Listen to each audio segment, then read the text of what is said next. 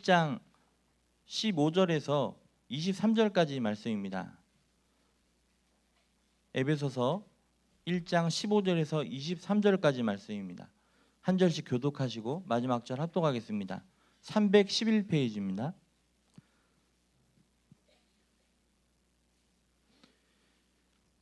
이로 말미암아 주 예수 안에서 너희 믿음과 모든 성도를 향한 사랑을 나도 듣고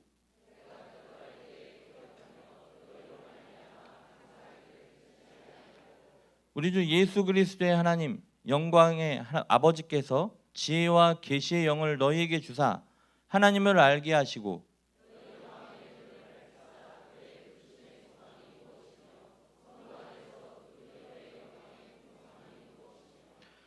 그의 힘의 위력으로 역사하심을 따라 믿는 우리에게 베푸신 능력의 지극히 크심이 어떠한 것을 너희로 알게 하시기를 구하노라.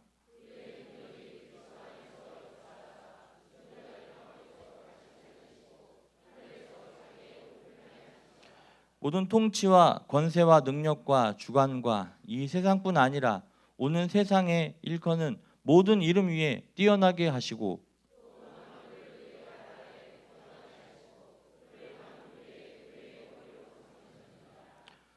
교회는 그의 몸이니 만물 안에서 만물을 충만하게 하시는 이의 충만함이니라.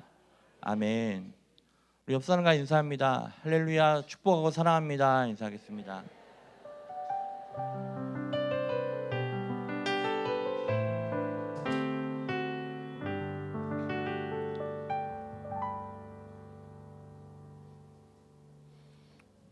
우리 오른손을 들고 믿음의 구호를 외칩니다.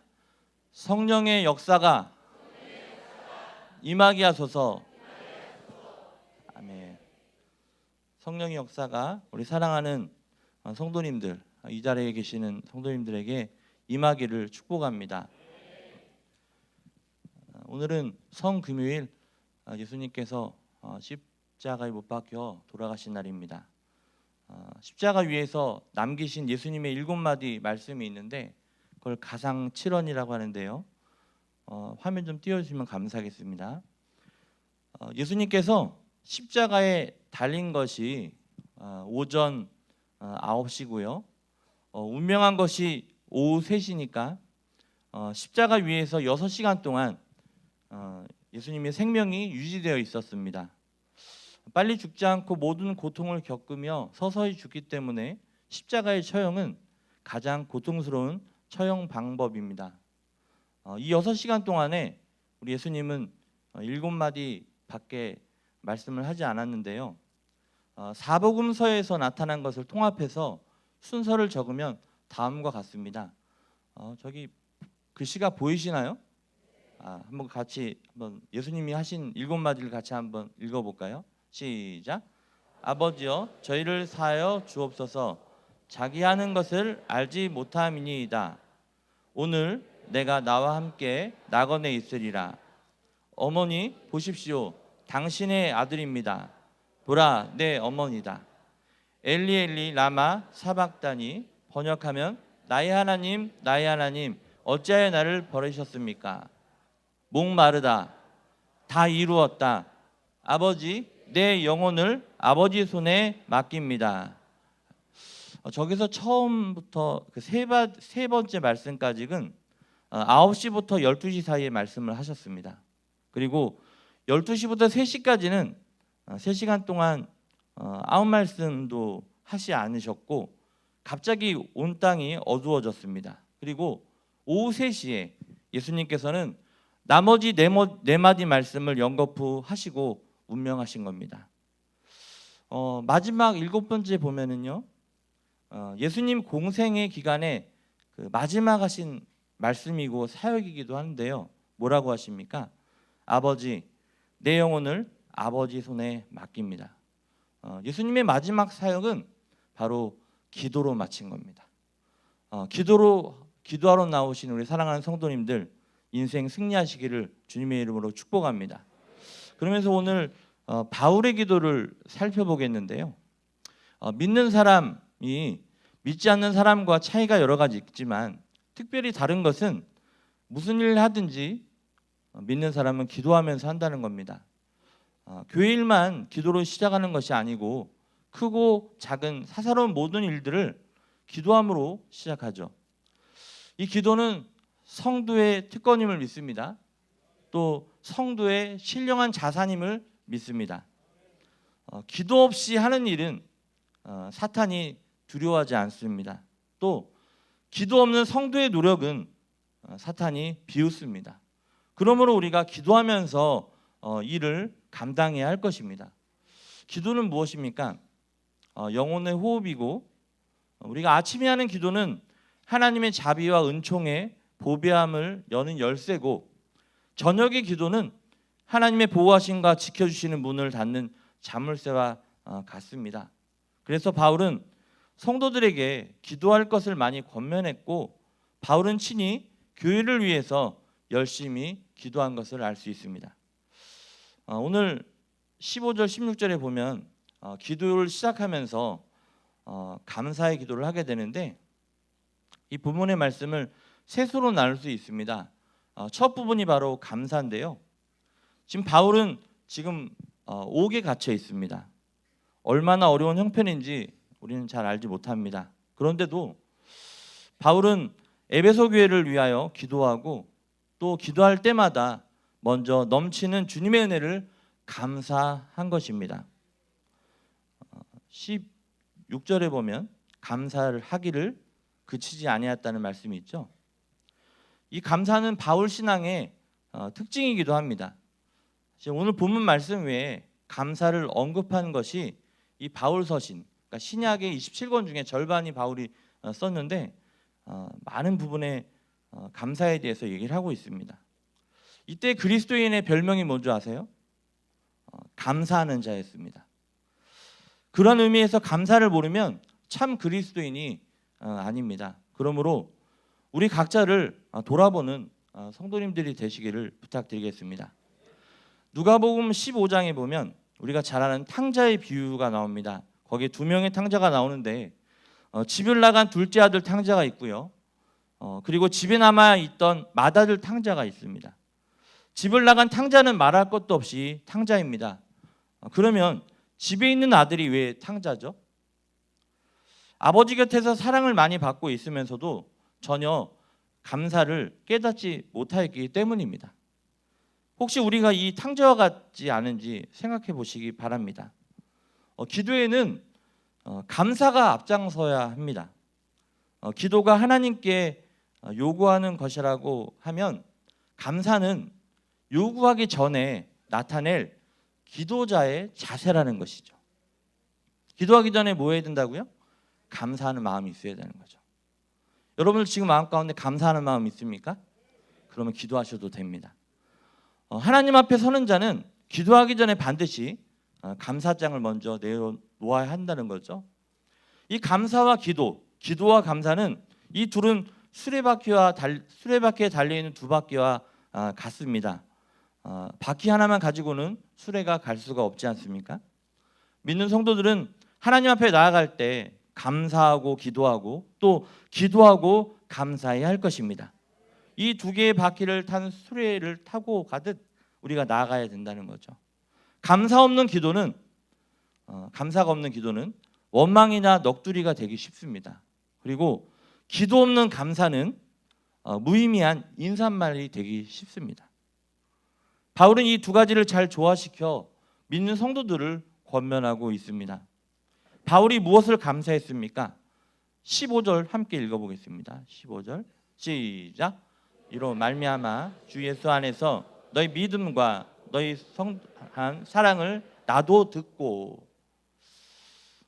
에베소 교회에 이 주 안에서의 너희 믿음과 그리고 모든 성도를 향한 이 사랑의 소식을 듣고 바울이 감사했다는 거죠.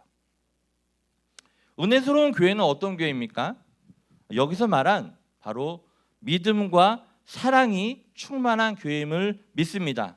우리 교회가 믿음과 사랑이 충만한 교회가 되기를 축복합니다. 이 믿음은요, 하나님을 향한 충성이에요. 그리고 사랑은 이웃을 향한 그런 생활입니다. 예수님은 믿음의 대상이고 이웃은 사랑의 대상이죠. 또 예수님에 대한 믿음은 이웃에 대한 사랑으로 나타나야 될 것입니다. 이웃에 대한 사랑은 예수님을 향한 믿음을 바탕해야 그 사랑이 온전한 사랑이 될 수 있는 거예요. 이웃 사랑이 없는 믿음은 독선과 오만에 빠지기 쉽고, 또 믿음이 없는 사랑은 인간의 교제 수단이나 윤리 도덕에 지나지 않을 것이에요. 믿음과 사랑은 첫 번째로 초대교회의 특색이었고요, 두 번째는 에베소 교회의 자랑이었고, 셋째로 바울의 전도 목표이기도 했었습니다. 감사가 적으면요 불평이 생겨요. 그리고 사랑이 적으면 분쟁이 생깁니다. 사랑하는 성도님들, 너도 나도 감사하시고 서로 사랑하시기를 주님의 이름으로 축복합니다. 그래서 여러분의 기도에 날마다 감사가 넘치시기를 바랍니다. 감사를 찾아서 하나님께 감사하는 자들에게 하나님은 더욱 감사의 조건이 넘치도록 채워주실 것을 믿습니다.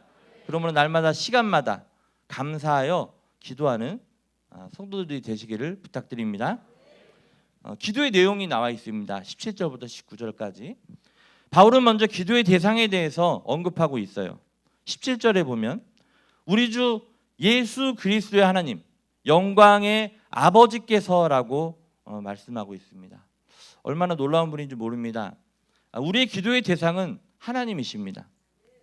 기도의 대상이 바라봐야 되고 기도의 대상을 잘 찾아야 응답을 받을 수가 있는 거 아닙니까? 성도의 기도의 대상은 누구입니까? 바로 예수 그리스도의 하나님이십니다. 그러므로 예수 그리스도도 기도의 대상이 될 수 있는 것이죠. 요한복음 14장 14절에 보면 내 이름으로 무엇인지 내게 구하면 내가 행하리라. 주님의 말씀입니다. 내 이름으로 무엇이든지 구하면, 이 시간에 예수 그리스도의 이름으로 구하는 기도의 시간이 되기를 축복합니다. 그러나 성경이 전반적으로 우리에게 주는 교훈은 기도의 대상이 하나님인 것을 교훈하고 있는데요. 가령 요한복음 15장 16절에 보면 내 이름으로, 누구의 이름으로? 예수 그리스도의 이름으로 아버지께, 하나님께 무엇을 구하든지 다 받게 하려 함이라. 우리는 아버지 하나님께 믿음을 구하고 또 그 믿음이 응답받게 될 것을 믿는 믿음이 있어야 합니다. 우리의 기도의 대상은 하나님입니다. 천지를 지으신 하나님, 천지의 모든 것의 주인이신 하나님, 지금도 살아서 역사하시는 하나님, 우리의 기도를 들으시고 응답하신 하나님, 사랑하는 외아들까지도 아끼지 않고 우리를 사랑하신 하나님, 이 하나님이 우리의 기도를 들으시고 응답하시는 줄 믿으시기 바랍니다. 믿는다면 부르짖어 기도하는 성도님들이 되시기를 부탁드립니다. 기도하지 않는다는 것은요, 하나님을 믿지 않는다는 불신앙이죠. 깨어 살아계셔서 우리의 기도를 들으시고 속히 응답하시는 하나님께 기도하는 성도가 되시길 바랍니다. 그러면 바울의 간구 내용이 무엇인지 오늘 본문에 나와 있는데요, 이 바울은요 하나님을 알도록 간구했습니다. 17절에 보니까 뭐라고 되어 있습니까? 지혜와 계시의 영을 너희에게 주사 하나님을 알게 하시고, 하나님을 알도록 간구했다는 거죠. 하나님을 아는 지식은 성도의 보화입니다. 이 지식은 세상에서 가장 고상한 지식이고 최고의 지식입니다. 세상에 많은 지식이 있는데 여호와를 아는 지식이 바로 지식의 근본이라고 말씀하고 있지 않습니까? 그런데 무신론자들은요 아예 하나님이 없다고 말합니다. 또 불가지론자들은 하나님을 알 길이 없다고 말하고요, 범신론자들은 하나님을 이야기하되 인격적인 하나님을 부인합니다. 그러나 오늘 바울은 예수 그리스도 안에서 하나님을 알 수 있다고, 뵐 수 있다고 얘기하고 있습니다. 철학자들도 하나님을 소개하는데요, 그러나 그 하나님은 이성적인 하나님이라고 얘기합니다. 그래서 인간의 욕구에 따라 지을 수 있습니다. 또 필요치 않다고 버릴 수 있는 하나님이라고 얘기하고요, 자유주의 신학자들도 하나님을 소개합니다. 그러나 그 하나님은 제한된 하나님, 죽어버린 하나님이라고 합니다. 그래서 무신론 기독교라는 말이 생겼습니다. 마귀도 하나님을 소개합니다. 그런데 비성경적으로 소개하고 있는데요. 예를 한 3-4가지만 들겠는데, 첫 번째는요, 인색한 하나님을 소개합니다. 창세기 3장 1절에 보니까 같이 한번 읽어보겠습니다. 시작. 여호와 하나님이 지으신 들신 중에 뱀이 가장 간교하니라. 뱀이 여자에게 물러 가로되 참으로 너에게 동산 모든 나무의 실과를 먹지 말라 하시더냐. 이 뱀이 뭐예요? 뱀이 사탄이잖아요, 그죠? 언제 하나님이 이런 말씀을 하신 적이 있습니까? 많은 나무 실과들이 있는데 그 가운데 선악을 알게 하는 그 실과만 먹지 말라고 했지 어떻게 다 먹지 말라고 얘기 안 했잖아요. 근데 창세기 3장 1절에 보면 뱀이 그렇게 얘기하죠. 모든 나무의 실과를 먹지 말라 하시더냐. 하나님은 다 먹어도 좋은데 그 선악을 알게 하는 나무만 먹지 말라고 한 거 아니에요. 마귀는 이렇게 하나님을 왜곡하게 인색하게 소개하고 있는 거예요. 또 두 번째로는 거짓말하는 시기하는 하나님으로 소개하는데 창세기 3장 4절 5절 말씀 같이 읽어볼게요. 시작. 뱀이 여자에게 이르되 너희가 결코 죽지 아니하리라. 너희가 그것을 먹는 날에는 너희 눈이 밝아져 하나님과 같이 되어 선악을 알 줄 하나님이 아심이니라. 거기에 보면 너희가 결코 죽지 아니하리라 얘기하고 있죠. 그런데 정령 하나님께서는 죽으리라고 얘기하고 있거든요. 근데 너희는 결코 죽지 아니라라고 얘기하면서 하나님이 거짓말했다고 소개하고 있는 겁니다. 세 번째는요, 인간을 괴롭히는 하나님으로 소개하고 있습니다. 마태복음 8장 29절 말씀 같이 읽어볼게요. 시작. 이에 그들이 소리질러 이르되 하나님의 아들이여 우리가 당신과 무슨 상관이 있나이까? 때가 이르기 전에 우리를 괴롭게 하려고 여기 오셨나이까 하더니. 이게 누가 얘기하는 거예요? 마귀들이 소리질러 얘기하는 겁니다. 우리를 괴롭게 하려고. 인간을 구속하시고 속박하시고 괴롭게 하시는 하나님으로 소개하고 있는 거예요. 아담과 하와는 마귀의 게임에 빠져서 하나님을 바로 알지 못하게 되었고 그 결과 불순종의 죄를 저지르고 말게 됩니다. 호세아 4장 6절에 보면 거기에 보면 내 백성이 지식이 없으므로 망하는도다라고 되어 있죠. 이스라엘이 망한 이유는 하나님에 대한 지식이 없었기 때문입니다. 호세아 6장 6절 말씀 한번 같이 읽어보겠습니다. 시작. 나는 인애를 원하고 제사를 원치 아니하며 번제보다 하나님을 아는 것을 원하노라. 하나님을 아는 것을 원하노라. 하나님을 바로 알고 복된 삶을 사시는 성도님이 되시길 바랍니다. 그러면 하나님을 안다는 것이 무엇입니까? 여기서 안다는 것은 단순한 지식의 획득이나 어떤 정보의 수집을 통하여 알게 되는 것을 말하고 있지 않습니다. 여기서는 경험적인 알을 얘기하는 거예요. 사랑하는 남녀가 서로 사랑을 하면 뭐하죠? 결혼하지 않습니까? 결혼하기 전에 서로 사귀는 그런 기간 동안 서로에 대해서 상당히 안다고 생각을 합니다. 근데 결혼해봐서 아시잖아요. 그 전에 알던 사람과 같나요? 같을 수도 있죠. 근데 차이가 좀 있지 않습니까? 새로운 부분을 알게 되기도 하고요. 결혼하기 전에 아는 것은 거리를 두고 상대방에 대한 어떤 정보를 얻어서 아는 거지만 결혼 후에는 살면서 아는 경험적인 알을 얘기하고 있습니다. 오늘 본문에서 안다는 것은 바로 후자의 경험적인 알을 말하는 것인데요.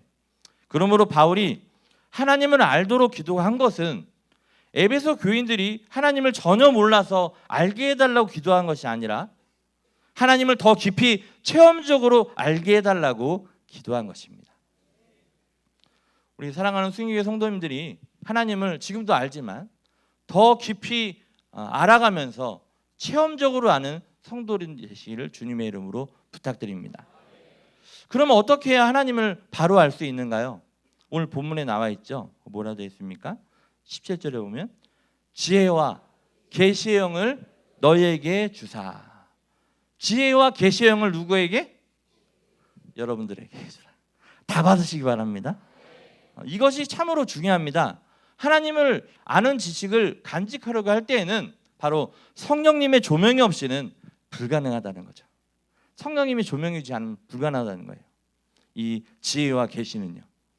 절대로 철학을 통해서 또한 문학을 통해서 세상적인 방법으로 하나님을 알려고 하는 것은 무모하다는 거죠. 계시된 말씀을 통하여 성령의 조명을 통하여 알게 해주셔야 알게 되는 것입니다. 하나님이 말씀하지 아니하시면 하나님에 대해 우리는 소경이고 귀머거리가 되고요. 하나님이 보게 해주시지 않으면 볼 수 없는 소경인 것을 우리는 알아야 할 것입니다. 오늘날 많은 교회에 믿음이 있습니다. 또 사랑이 있습니다.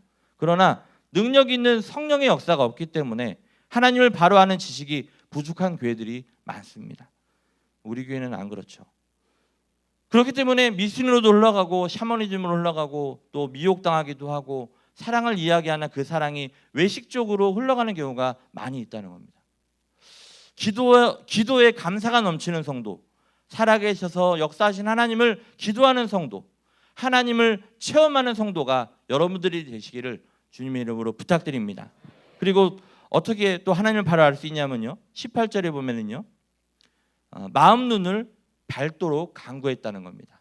마음의 눈이 있는 거죠. 너희 마음의 눈을 밝히사.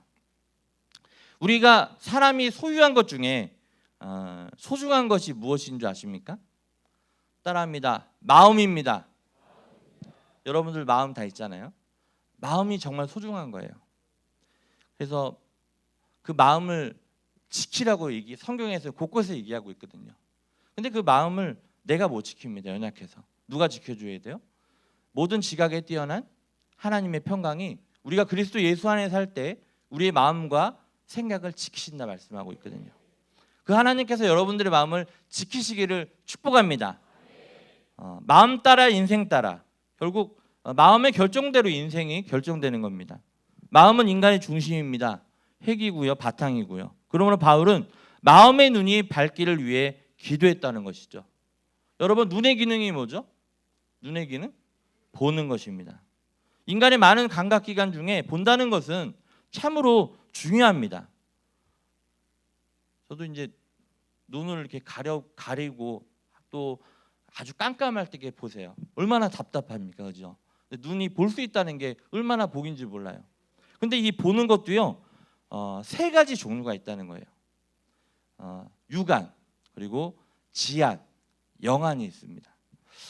육안은요, 우리 육체의 눈을 통하여 보는 것이고, 지안은 지식의 눈입니다. 그래서 지적인 세계를 볼 수 있는 시력을 말하고 있어요.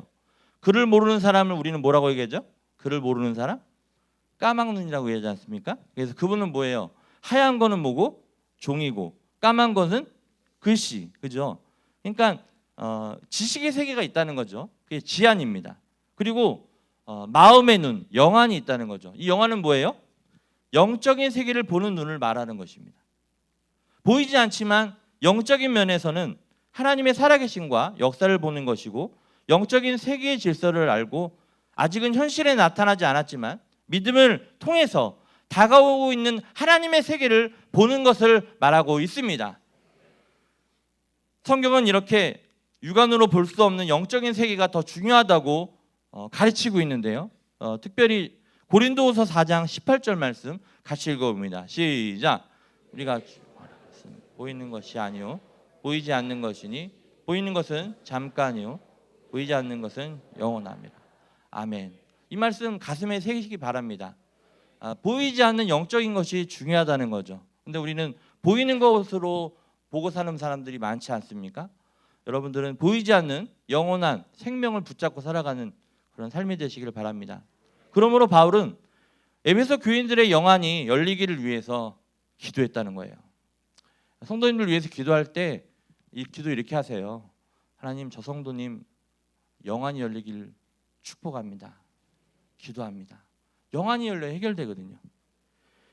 다른 무엇보다도 영안이 열려야 되는 거예요. 신앙생활에 왜 기쁨이 없어요? 왜 변화가 없어요? 성장이 없어요? 영안이 열릴 때 기쁨과 변화와 성장과 축복이 넘치게 되는 줄 믿으시기 바랍니다. 그래서 우리 승리교회 특별히 여기 나와 있는 우리 성도님들, 영안이 열리는 시간이 되기를 주님의 이름으로 부탁드립니다. 그 역사가 있기를 축복합니다. 근데 왜 영안이 열려야 합니까? 성경에서 또 설명하고 있는 거예요. 18절에 보면 그의 부르심의 소망이 되며, 그래서 뭐예요? 부르심의 소망을 깨닫기 위해서라는 거죠. 마음의 눈을 밝히는 이유를 설명하고 있는 겁니다. 여러분, 부르심이 무엇입니까? 갈라디아서 1장 15절 말씀 같이 있습니다. 갈라디아서 1장 15절 시작. 그러나 내 어머니의 태로부터 나를 택정하시고 그의 은혜로 나를 부르시니가. 네, 뭐라고 되어 있어요? 하나님의 은혜로 우리를 부르셨다는 겁니다. 이 자리에 앉아 있는 거 누가 부르신 거예요? 하나님의 은혜라는 거죠. 이 부르심의 원인이 우리에게 있는 것이 아니라, 나에게 있는 것이 아니라 바로 전적으로 하나님의 은혜라는 것을 얘기하고 있습니다. 하나님의 은혜로 나 같은 죄인을 부르신 겁니다. 그리고 오늘 나 같은 죄인을 위하여 십자가에 못 박혀 돌아가신 거죠. 나 같은 죄인 살리신 주 은혜 놀라워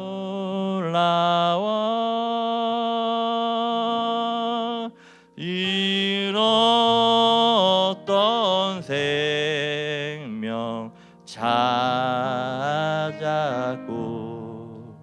광명을 얻었네.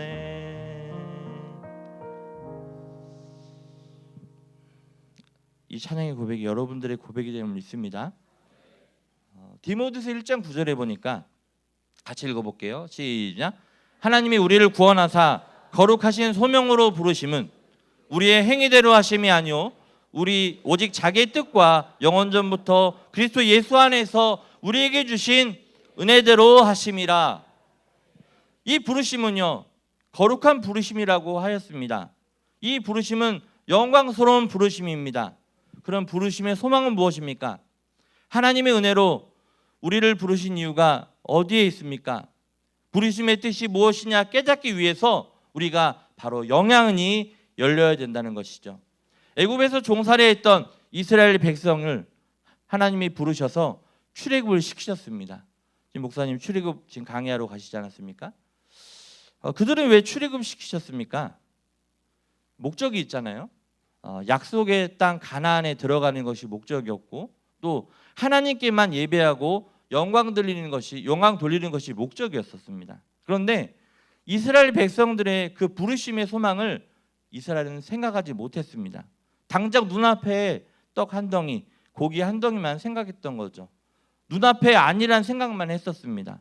그들은 부르심의 소망을 바로 보지 못했기에 광야에서 죽어야만 했던 것입니다.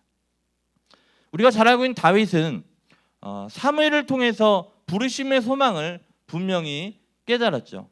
그러므로 온갖 고난이 왔지만 예수님 믿고 하나님 믿고 소망을 바라보며 전진할 때 지금의 이스라엘의 가장 위대한 왕이 되었던 것을 우리는 알 수 있습니다. 누구든지 부르심의 소망을 깨달은 사람은 참으로 복된 사람입니다. 승리하는 사람입니다.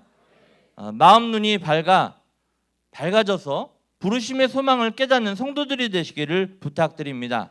옆 사람과 인사합니다. 부르심의 소망을 깨달으시기 바랍니다.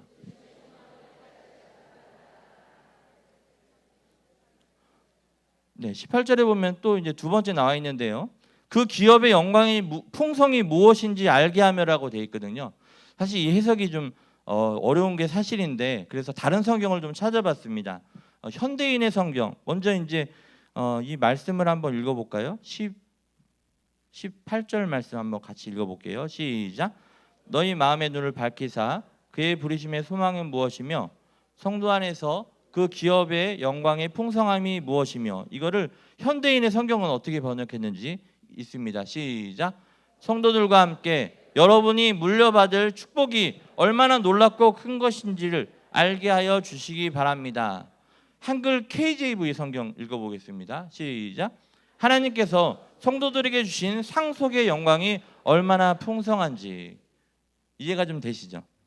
우리가 상속받을 것이 무엇인지 깨달아 알기 위해서 마음의 눈이 열려야 된다는 거죠.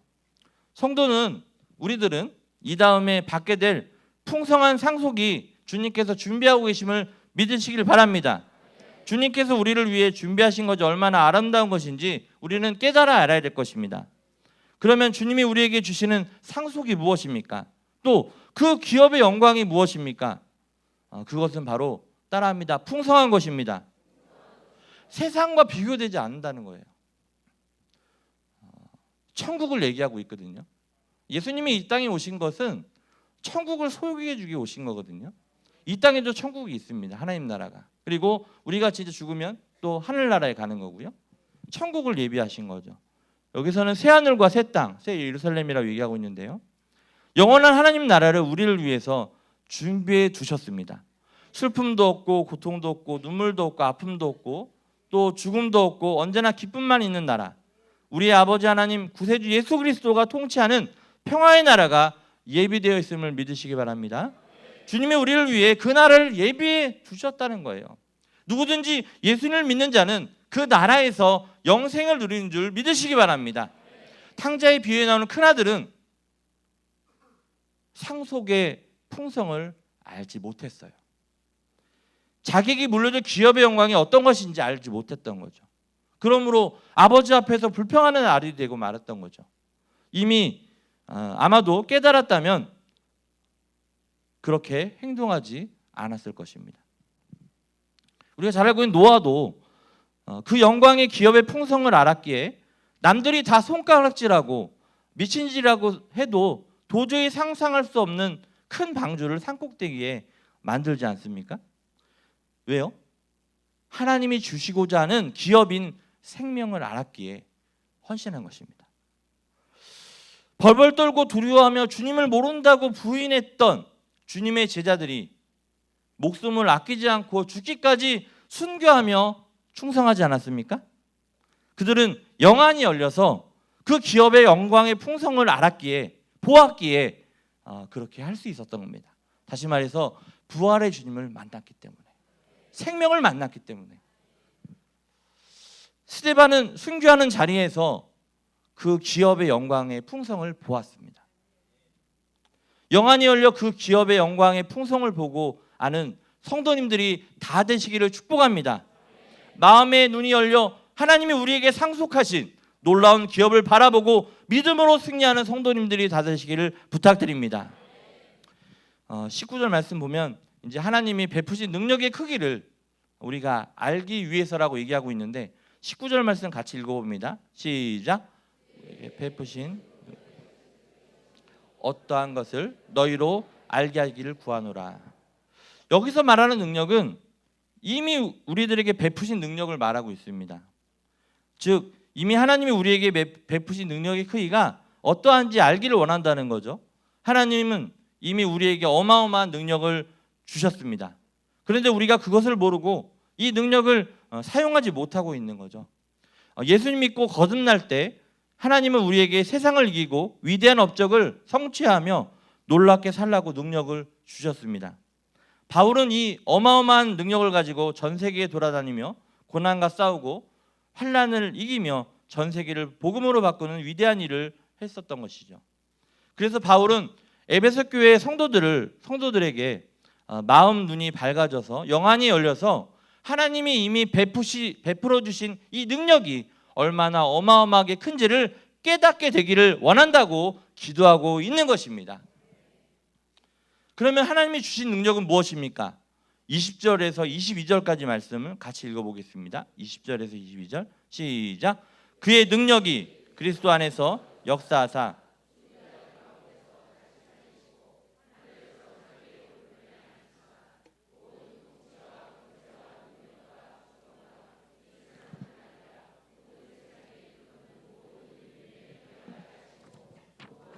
그의 발 아래에 복종하게 하시고 그를 만물 위에 교회의 머리로 삼으셨느니라. 아멘. 그 능력은 본래 그리스도 안에서 역사하던 능력입니다. 어떤 일을 했냐면 예수 그리스도를 죽은 자 가운데서 살리시고 그리고 그 예수를 승천시켜 하나님의 보좌 우편에 앉히시고 예수님을 우주의 모든 존재보다 뛰어나고 가장 놀라운 분으로 높이 세우시고 만물을 그분 아래 복종하게 하셨던 겁니다. 그리고 그분은 우리 교회의 머리가 되심을 믿으시기 바랍니다. 바로 이런 능력이 이미 우리에게 주어졌다는 말입니다. 특별히 이 기도에 나온 우리 사랑하는 성도님들, 주님이 주시는 능력 다 받으시기를 축복합니다. 그런데 비극은 이 놀라운 능력이 주었다는 사실을 우리가 모르고 살아가고 있다는 거죠. 믿지 않고 살아가는 것이죠. 무기력하게 살아가는 겁니다. 또 불쌍하게 살아가죠. 비참하게 살아가죠. 그 모습을 보면서 바울이 답답해서 오늘의 말씀을 편지로 쓰면서 기도했던 겁니다. 여러분들에게 그러한 능력이 있다는 거죠. 옆 사람과 인사합니다. 당신에게는 주님이 능력을 주셨습니다. 네. 저도 그렇고 여러분들도 사용하시기를 축복합니다. 에베소 교인들이 그 능력을 알고 힘있게 담대하게 살기를 원해서 이 바울은 기도하고 있었던 거예요. 세계 모든 부자의 대명사이 누구죠? 록펠러 아시죠? 록펠러가 이제 위장병에 걸린 적이 있었습니다. 그래서 1년 반 동안에 다른 거 못 먹고 우유와 크래커만 먹었다고 이렇게 나와 있더라고요. 예화집에요. 전 세계 가장 부유한 사람이 먹을 게 그렇게 많은데 우유와 크래커만 먹고 산 겁니다. 무슨 이야기입니까? 있는 만큼 사용해야 한다는 말인데요. 아무리 놀라운 것을 내가 가지고 있어도 그것을 내가 사용할 때 누구게 되는 거예요? 내게 되는 거예요. 내가 아무리 많이 갖고 있어도 사용하지 못하면 내게 아닌 거죠. 우리의 모습은 아닌가 생각도 들고요. 하나님은 우리에게 너무나 많고 위대한 것을 주셨는데 우리는 그 중에 겨우 우유만 크래커만 꺼내 먹으면서 이것이 좋사오니 하면서 살고 있지는 않은지요. 우리는 우리 속에 있는 주님이 주신 능력을 볼 수 있어야 될 겁니다. 하나님이 우리에게 주셔서 힘을 주셔서 능력을 주셔서 마귀와 싸워서 이기게 하시고 또한 거룩한 삶을 살게 하시고 전 세계를 복음으로 정복하여 영혼을 구원하며 땅끝까지 이르러 복음을 전하게 만드는 이 능력을, 위대한 능력을 바라봐야 될 것입니다. 선교사님들 몇 분 오셨는데 아까 인사 좀 했어야 되는데 사도행전 1장 8절에 보면 우리 너무 잘 아는 말씀이죠. 같이 읽습니다. 시작. 오직 성령이 너에게 임하시면 너희가 권능을 받고 예루살렘과 온 유대와 사마리아와 땅끝까지 이르러 내 증인이 되리라 하시니라. 아멘. 여러분들 위대한 능력을 받으시고 사용하시기를 축복합니다. 초대교회 사람들이 우리와 다른 사람들이 아닙니다. 12제자가 모두가 그렇고 그런 사람들이었습니다. 그런데 그들이 전 세계를 뒤집어 흔들어 놓았습니다. 그들이 가는 곳마다 역사가 변화되었고요. 우리도 이 영적인 부여를 가진 자입니다. 이제 우리는 뭐 해야 돼요? 사용하면 되는 겁니다. 믿으시기 바랍니다. 마가복음 16장 17절 18절 말씀 같이 읽어볼게요. 시작. 있는 자에게는 이런 표적이 따르리니 곧 그들이 내 이름으로 귀신을 쫓아내며 새 방언을 말하며 뱀을 집어 올리며 무슨 독을 마실지라도 해를 받지 아니하며 병든 사람에게 손을 얹은즉 나으리라 하시니라. 아멘. 그리고요 마가복음 16장 20절 말씀 읽어봅니다. 시작. 제자들이 나가 두루 전파할세 주께서 함께 역사하사 그 따르는 표적으로 말씀을 확실히 증거하시니라. 아멘. 그들이 믿고 나아갈 때 복음을 전파할 때 하나님의 능력이 그들을 사용하셔서 능력이 나타남을 보게 됩니다. 저도 기도할 거고요. 하나님 사용해 달라고 매일마다 기도하지만 부족하지만 기도합니다. 믿고 여러분들도 각자의 처한 곳에서 주님이 주신 소명과 사명을 잘 감당하여 여러분들이 가는 곳에 어둠을 밝히는 빛의 역할, 또한 부패되어지고 썩어져가는 것의 소금 역할을 감당하는 사랑하는 숭의교회 성도님들이 되시기를 부탁드립니다. 결론을 말씀을 정리하면서 여러분들 영안이 열려야 돼요. 우리 유관이 있죠, 지안이 있죠, 그죠? 유관, 지안, 영안이 있습니다. 뭐가 중요하다고요? 영안. 육적으로도 중요하죠. 봐야 되니까. 그런데 더 중요한 건 영안이에요. 그래서 영안이 열려서 우리에게 이미 베풀어 주신 능력을 깨닫고 사용하여서 능력 있는 성도, 힘 있는 성도, 승리하는 성도, 주께 영광 돌리는 성도가 다 되시기를 주님의 이름으로 부탁드립니다. 바울은 마음의 눈이 밝아지기를 기도했습니다. 이 시간 기도하시기 바래요. 영안이 열리는 역사가 있기를 기도했다는 거죠. 영안이 열려서 부르심의 소망을 깨닫고 부름받은 이유를 깨닫고 충성하며 기업의 영광의 풍성을 깨닫고 하나님이 성도에게 상속하신 놀라운 기업을 바라보고 베푸신 능력의 크기를 알아 우리에게 이미 주신 큰 능력을 깨닫고 사용하여 언제나 믿음으로 승리하는 성도들이 되시기를 주님의 이름으로 축복합니다. 아멘.